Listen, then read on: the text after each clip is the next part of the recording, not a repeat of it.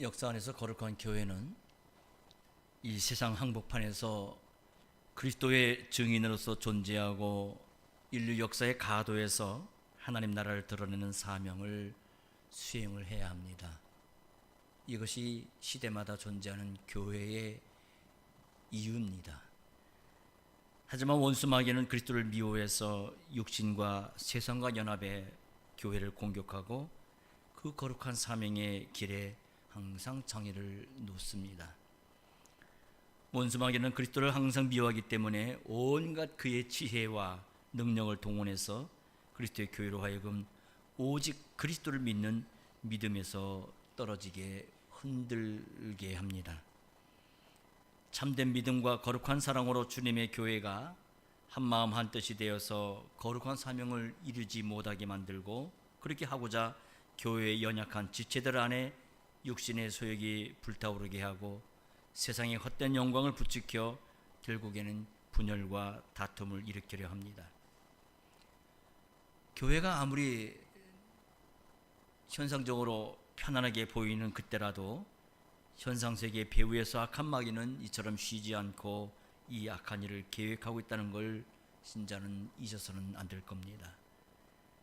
겸손히 그리스도를 드러내려 하지 아니하고 자기 고집에 사로잡혀 자기의 뜻을 관철하고자 하는 그 태도는 원수 마귀의 먹잇감이 되지 않을 수가 없을 겁니다. 그야말로 마귀는 우는 사자와 같이 두루 산이며 삼킬 자를 찾고 있는 현실이 아니겠습니까? 눈에 보이는 현상 배후에 이 두려운 신령한 전투가 벌어지고 있다는 것을 안다고 한다면 주님의 교회가 든든히 서서 그런 육신적인 태도에 자극받지 않고 오히려 온유한 심정으로 대하고 위하여 함께 기도함으로 분열과 다툼의 빌미가 생기지 않도록 해야 할 것입니다. 그와 동시에 얼마나 철저히 자기를 부인하고 나가야 될 것인지, 또 그런 문제가 생기지 않기 위해서 평소에 얼마나 하나님의 말씀을 겸손하고 또 철저히 받아 나가야 할 것인지를 마땅히 생각해야 할 것입니다. 무엇보다 바울 사도가 로마서 14장 15장에서 교훈한 대로 믿음의 눈으로 이 교회의 현실을 바로 볼 수 있어야 됩니다. 우리 교회의 현실이 오늘 어디에 있는가?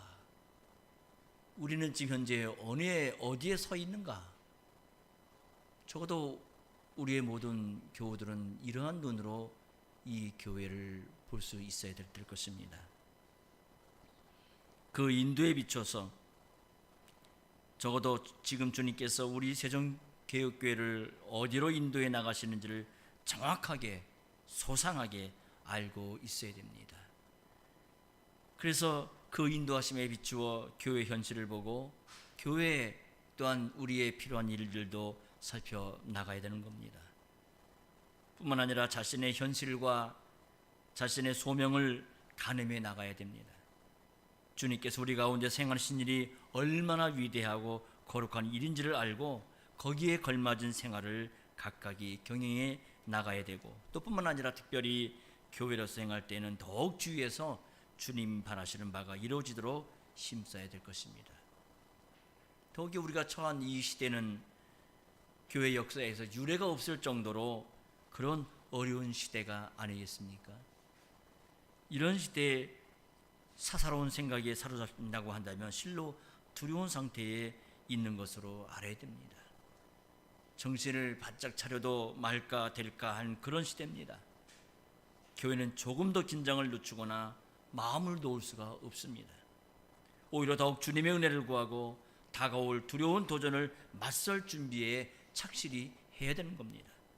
무엇보다 이 강단에서 시대의 도전을 바르게 분별하고 이 도전을 물리치고 나갈 수 있는 말씀이 전파될 수 있도록 교우들 모두가 쉬지 말고 기도하시기 바랍니다. 그런 말씀이 이 강단에서 나오지 않는다고 한다면 더 이상 우리에게는 아무런 소망이 없는 줄로 알아야 되는 거예요. 시대를 분별하고 이길 말씀이 없다고 한다면 그 망하는 걸 외에는 아무 대안이 없는 거 아니겠습니까? 하나님께서 은혜를 주어서 복음이 전파되게 하시면 적어도 성실을 의지해서 강단에서 나오는 강서를 하나님 말씀으로 받고 그 말씀을 더욱 터득하도록 힘쓰셔야 됩니다. 우리 교회가 주의 은혜로 지금까지 연약한 대로 천천히 전진해 오고 있는 중이지만 앞으로도 더욱 전진해 나가야 됩니다. 그러고자 한다면 교우 한 사람 한 사람이 더욱 겸손한 마음이 되어서 주님의 인도하심을 따라 나가야 되는 겁니다. 서로를 격려하고 붙들면서 함께 가도록 힘써야 됩니다. 지금 우리는 거룩하신 하나님 앞에 서 있다는 그런 엄숙하고도 거룩한 심정, 하나님의 영광을 뵙는 그런 거룩한 기쁨과 만족이 거의 사라져가는 그런 시대에 살고 있기 때문에 적어도 정신을 차리지 아니한다면, 참으로 예배드린 사실이 없다고 한다면 하나님과 하나님의 말씀을 경외하는 심정이 약해지지 않을 수가 없습니다. 그렇게 내 안에서 하나님의 말씀이 없고 말씀을 경외하는 심정이 약해지면 그리스도께서 머리가 되시고 하나님께서 함께 하시는 교회 안에서 마치 이 세상에서 하듯이 감히 하고자 하는 겁니다. 교우들이 그리스도의 지체, 그리스도께서 위에 목숨 버리신 형제인데도 함부로 대하려 합니다. 바울 사도가 로마서 12장 13장에서 뭐라고 교훈하고 있습니까? 그리스도께서 우리를 대하듯이 서로를 대하고 그리스도를 대하듯이 서로를 대하라, 그렇게 하지 않아요? 그처럼 교우들이 그리스도의 이름으로 함께 모이는 거기에 주님이 함께 하시는데, 비록 주님이 눈에 보이지 않더라도 주님 앞에 모셔 서 있는 자처럼 말이나 행동을 취해야 마땅할 것입니다. 그런데 거룩한 예배를 드리지 아니하면, 그리스도 없이는 나 한시도 살 수 없다는 간절히 의지하는 태도, 성신의 인도를 쫓아나가지 아니한다면 도무지 하나님의 기뻐하신 일을 아무도 행할 수 없다는 그런 자각이 다 약해져 버리고 점점 육신으로 행하려 하고 결국에는 자기 중심으로 기울고 말 것입니다. 더욱이 그런 상태에서 속히 회개하지 아니할 경우에 점점 거세지는 이 배도의 물결에 밀어닥칠 때에 그 물결을 이길 힘이 그 안에는 도무지 없고 마는 겁니다. 오늘날에는 오직 그리스도라고 외치면 적어도 덜 떨어진 신자, 적어도 뭔가 모자라는 교회로 그런 취급을 받는 시대가 되고 말았습니다. 오히려 산에 올라가는 길이 많다라는 주장으로 사람들의 마음을 주장합니다. 꼭 왜 이렇게 해야 됩니까? 왜 이렇게 해야 된다고 말을 하느냐? 그건 독소이 아니냐? 그런 주장을 해요. 이 주장은 모든 걸 관용하지만 오직 그리스도만큼은 관용할 마음이 없습니다. 왜 그럴까요? 오직 그리스도를 용인하면 자기네 거짓 주장 전체가 흔들려 버리기 때문에 그래요. 이런 주장들이 사람들의 지지와 세력을 얻게 되면 오직 그리스도를 믿고 타협하지 아니하는 교회와 신자를 어떻게 하겠습니까? 거짓 교회의 특징이 참된 교회를 핍박하는 것 듯이 거짓의 특징은 진리를 미워해요. 진리를 얘기하게 되면 그런 거 말고 다른 거 얘기하자고 얘기합니다. 마귀는 그리스도를 미워합니다. 오직 그리스도의 말로 마귀가 가장 미워하는 교훈이에요. 그러므로 이런 추세라고 한다면 참된 교회와 신자는 전에 없는 큰 시련을 피할 수가 없을 거예요. 오직 그리스도를 믿는 순전한 믿음과 주님을 향한 순수한 사랑, 영원한 구원과 부활에 대한 견고한 확신, 거룩한 교회로 서서 하나님의 나라를 세워나가는 그런 행보가 없이는 아무도 이 무서운 시련을 이겨낼 도리가 없습니다. 그러므로 우리는 사도가 로마 교회에게 속이는 자에 관해 경고하는 이유를 충분히 이해하고도 남습니다. 마찬가지로 사도가 평강이 하나님 안에서 확신하는 태도와 주 예수의 은혜를 구하는 심정을 공감하고 있는 거예요. 평강의 하나님께서 속히 사단을 너희 발 아래서 상하게 하시리라. 우리 주 예수의 은혜가 너에게 있을지어다. 참된 믿음은 평강의 하나님 안에서 영원한 승리를 확신할 수가 있습니다. 하나님께서 사단을 우리의 발 아래로 멸하실 거예요.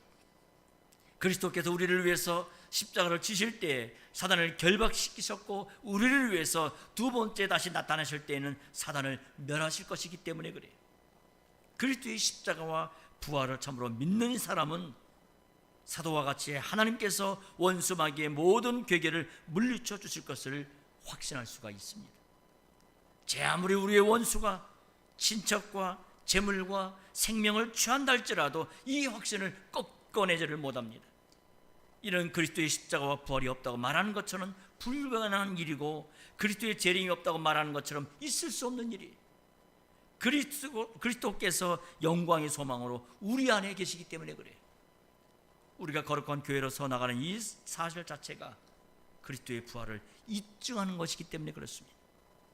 우리가 그리스도의 인격을 드러내는 거기서 그리스도의 부활은 찬란하게 입증돼요. 우리가 거룩한 사랑으로 하나 되는 거기서 그리스도의 재림은 점점 분명해집니다. 그만큼 지금 우리가 여기서 서로를 판단하지 않고 믿음으로 거룩한 사랑으로 대하는 것이 무엇보다 중요한 거예요. 내가 말하는 말 한마디, 내가 취하는 행동 하나가 사사롭거나 가벼운 것일 수가 없어요. 그리스도를 드러내는 것이어야 됩니다. 하나님께서 이를 위해 독생자를 우리를 위해서 내주신 것이 아니겠어요?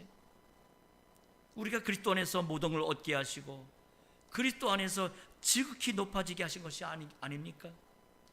그리스도 안에서 얻은 그걸 서로에게 주도록 우리가 그렇게 해야 됩니다.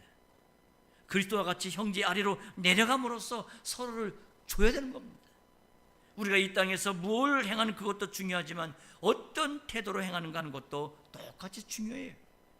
성신 안에서 그리스도를 섬기는 태도, 그리스도의 심정을 품고 주님의 뜻에 자기를 드리는 심정, 이것 자체가 말하자면 하나님의 나라를 세우는 벽돌과 같은 겁니다.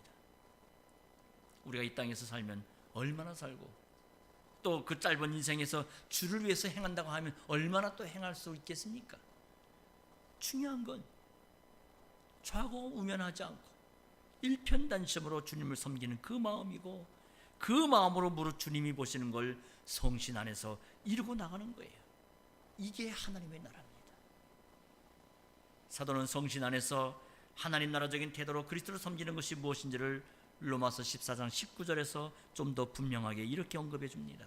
이러므로 우리가 화평의 일과 서로 덕을 세우는 일을 힘쓰나니. 우리가 17절에서 하나님 나라는 성신 안에서 평강이다 라고 배웠는데, 그렇다면 화평의 일이란 하나님의 나라 일이 분명해요. 사도는 처음 서신 인사에서 하나님과 그리스도로부터 로마 교회의 평강을 임하기를 빌었고, 또 서신 마지막 부분에도 두 번이나 평강이 하나님이 로마 교회에 함께하여 주실 것을 간구했습니다. 그처럼 사도는 의롭다 하시는 은혜에 관한 교훈을 마무리하는 자리에서 하나님으로 더불어 화평을 누리자 권하고, 하나님의 은혜 위에서 할 수 있거든 너희로서는 모든 사람으로 더불어 평화하라 라고 명하고 있습니다. 그렇게 보면 사도는 이 로마서에서 복음을 전하면서 평화에 관해 전하는 겁니다. 이 평화는 하늘에서 내리시는 평화고 영원한 날에서 맛보는 평화가 분명합니다. 사도는 우리가 하면서 자신도 로마 교회와 함께 화평의 일을 힘쓴다라고 말해요. 이처럼 사도든지 우리같이 일개 신자든지 우리 모두가 이 세상에서 힘써 행할 일이라는 것은 바로 이 화평의 일이에요. 우리 주님께서도 천국 백성이 어떤 사람인지를 팔복의 말씀에서 교훈하실 때 이 사실도 언급하지 않았습니까? 화평케 하는 자가 복이 있나니 저희가 하나님의 아들이라 일컬음을 받을 것이요. 소위 팔복, 하나님의 나라의 복이 백성이 누구인지를 밝혀주고 있지 않습니까? 천국 백성이 그런 사람이기에 복 있는 사람이라고 선언하는 거예요. 이런 사람은 복이 있다, 이런 사람은 복이 있다라고 8가지를 말해주지 않아요? 천국 백성은 화평케 하는 사람들이에요. 그래서 그들은 하나님의 아들이라는 영광스러운 이름을 얻을 겁니다. 하나님의 평강이 하나님이 아니십니까? 그렇다고 한다면 누가 하나님의 자녀일까요? 화평케 하는 사람이에요. 그처럼 하나님 나라는 성신 안에서 평강이고 화평케 하는 사람은 천국을 소유할 것입니다. 우리는 이 세상에서 이 일에 힘쓰는 사람이에요. 사도도 자기를 보내신 그리스도처럼 하나님 나라를 위해서 평생을 살았고, 우리도 사도와 똑같이 우리의 직분과 은사를 통해서 동일한 사명, 동일한 소명에 힘쓰고 있는 거예요. 그러기에 누가 교회 안에서 형제를 판단하거나 비난한다면 하나님의 나라를 세워나가시는 그리스도를 그는 대적하는 사람입니다. 그는 교회의 사명을 방해하고 심지어 자기의 소명을 저버리는 그런 사람입니다. 그러나 그리스도의 마음을 품고 겸손한 태도를 취하는 사람만이 이 화평의 일을 이룰 수가 있을 겁니다. 그리스도의 사랑으로 형제 아래로 기꺼이 내려가는 사람만이 화평의 일이 무엇인지를 알 것입니다. 그런 사람만이 주를 위해 살 수가 있고 또 주를 위해 죽을 수도 있을 거예요. 부모나 자식이나 형제나 남편이나 아내보다도 주님을 더 사랑해서 평강의 왕이신 주님이 이루시는 화평의 일에 쓰임을 받을 수가 있을 겁니다. 그리스도의 마음으로 품고 겸손한 태도를 취하지 아니하고 그리스도의 거룩한 사랑으로 기꺼이 낮아지지 아니한 사람은 평강의 왕이 어떤 일을 행한지를 잘 모르기 때문에 평강의 일을 힘쓸 수가 없을 겁니다. 평강의 일, 이것은 서로 덕을 세우는 일이에요.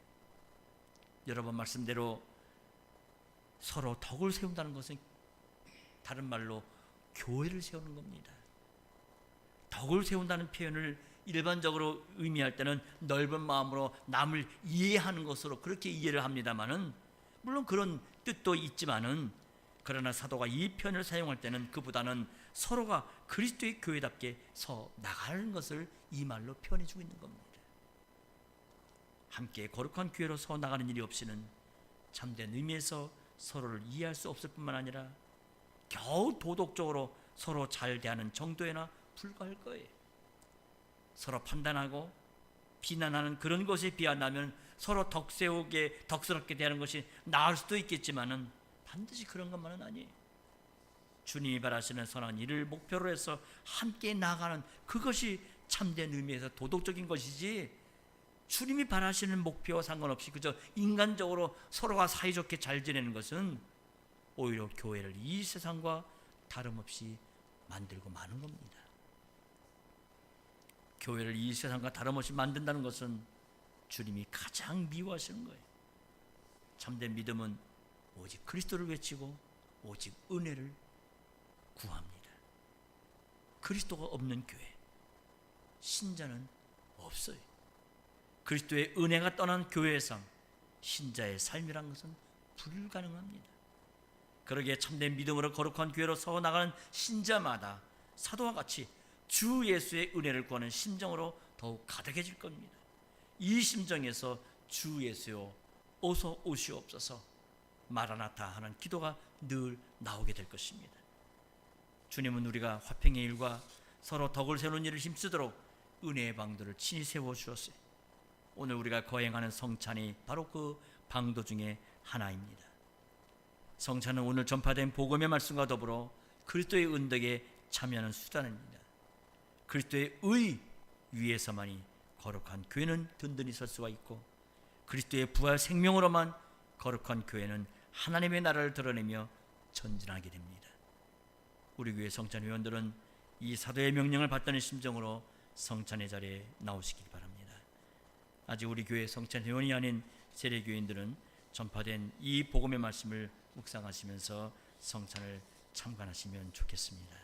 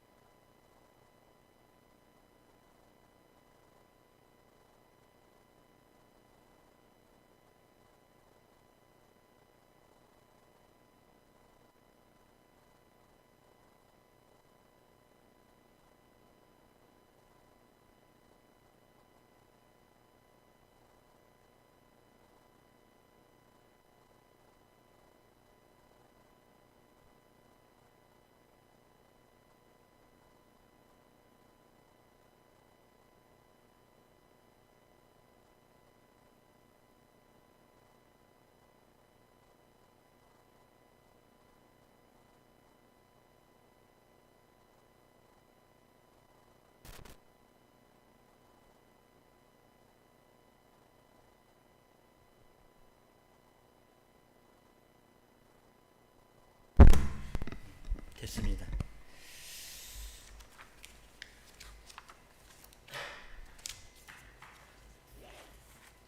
이제 우리의 보편적이고 의심할 여지가 없는 기독교 신앙을 사도신경으로 고백하겠습니다. 함께 고백합니다.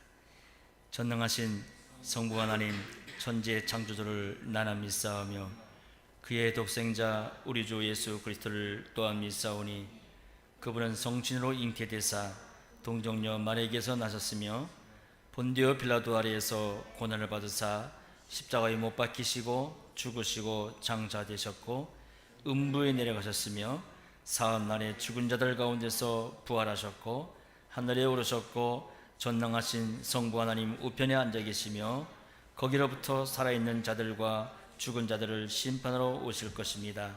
성신을 나는 믿사오며 거룩한 보편적 교회와 성도의 교제와 죄사함과 육신의 부활과 영원한 생명을 믿사옵나이다. 아멘.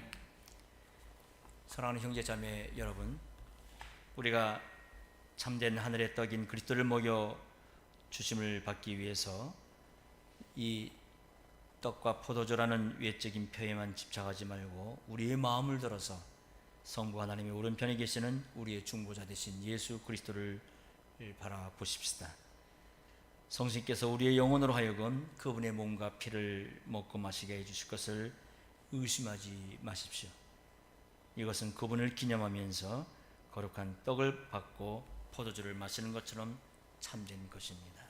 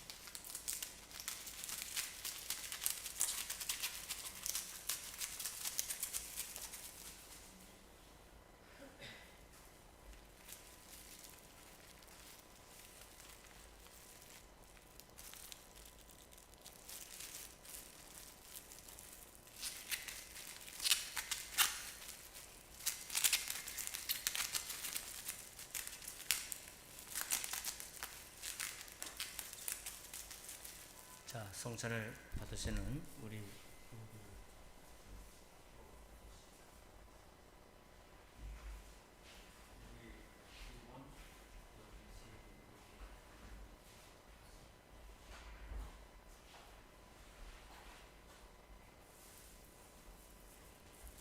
그 앞에 비닐 장갑 있으니까 그걸 좀 착용해 하셔서 빵을 떼시기 바랍니다.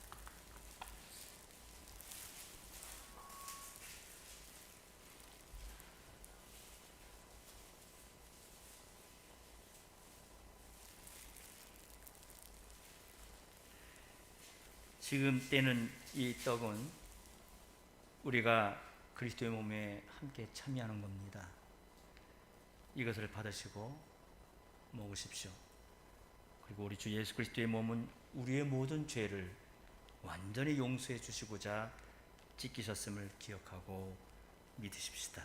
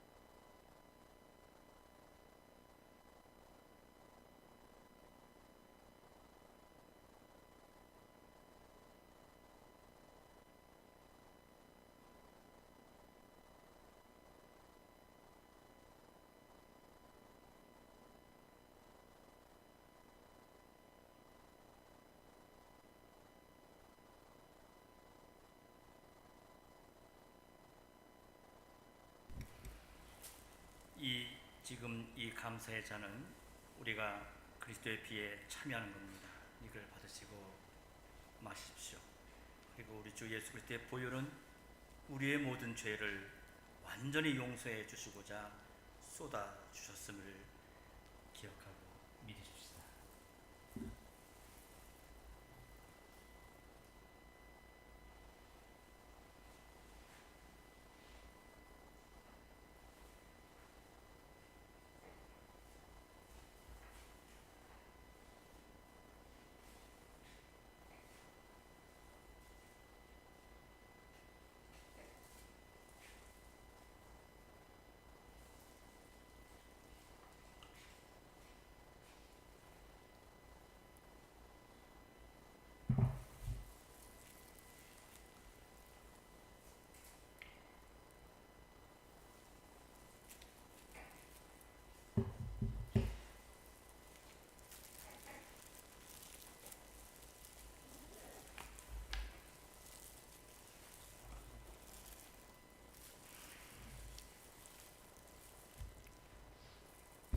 주님 안에 있는 사랑하는 여러분, 이제 주님께서 그분의 식탁에서 우리 영혼을 먹여 주셨으므로 함께 그분의 거룩한 이름 앞에 감사의 찬송을 드리겠습니다. 그 앞에 놓여 있는 여러분들이 갖고 있는 유인물 시편을 함께 낭독을 하겠습니다.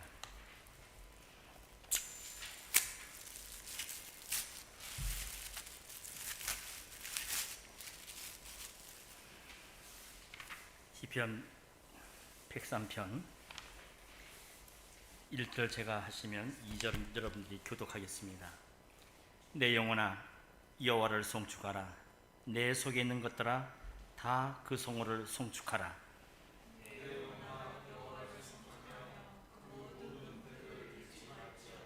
저가 내 모든 죄악을 사하시며 내 모든 병을 고치시며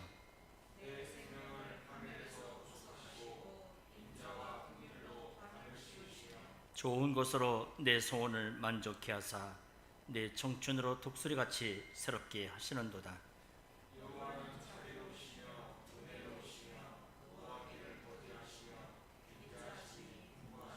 항상 경채치 아니하시며 너를 영원히 품지 아니하시리로다.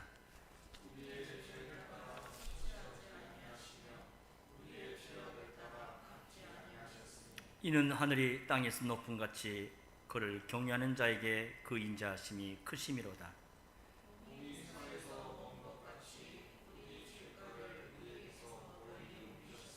아비가 자식을 불쌍히 여김같이 여호와께서 자기를 경외하는 자를 불쌍히 여기시나니 같이 합니다. 이는 저가 우리의 체질을 아시며 우리가 진토임을 기억하심이로다. 그러므로 나는 지금부터 영원까지 나의 마음과 입으로 주님을 찬양하리로다. 아멘. 함께 기도하겠습니다. 걸어가신 아버지, 우리로 하여금 주님의 아드님 예수 그리스도의 성찬의 상에 참여할 기회를 주시오니 감사합니다. 떡을 먹고 잔을 마시며 우리 주 예수 그리스도의 죽음이 우리의 구원을 위한 유일한 근거가 됨을 선포하게 하셨습니다. 주님께서 우리로 하여금 주님의 성신으로 인해 주님의 아드님의 만찬에 기쁘게 참여할 수 있는 특권을 주시고 또한 다른 사람들과 교제에 들어가게 해주심을 찬송합니다. 주님, 이 성찬을 거행함으로 우리의 믿음이 더 굳세게 되고 감사의 열매를 맺게 하여 주옵소서.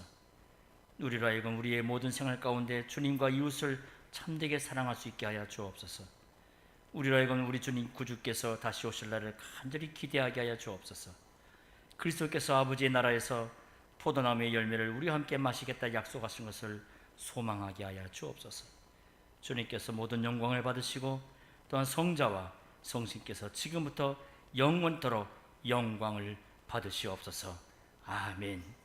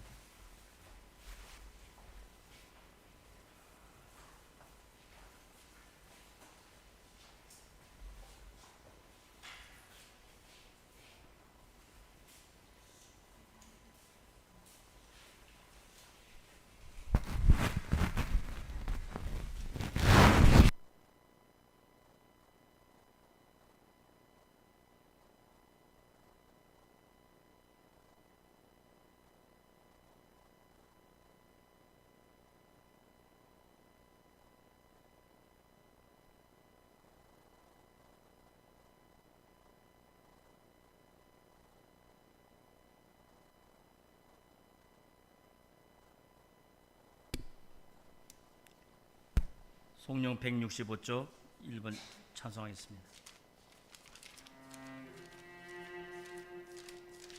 성부 성부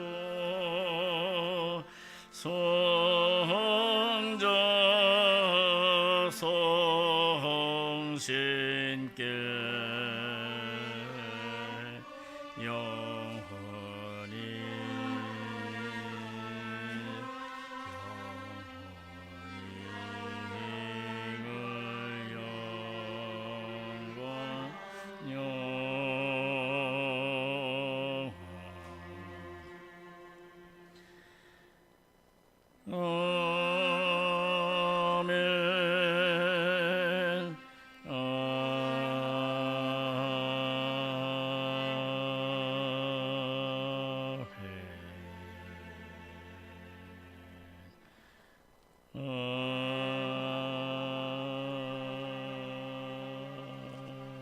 아멘.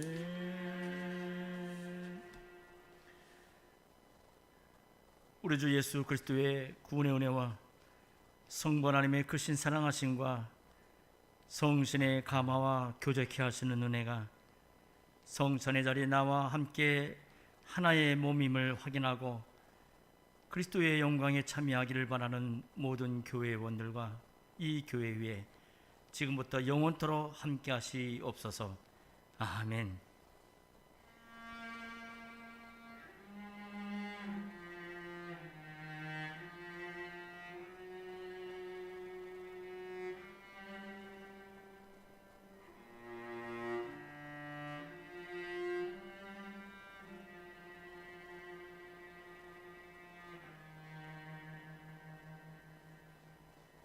네, 이상으로 오늘 예를 마쳤습니다.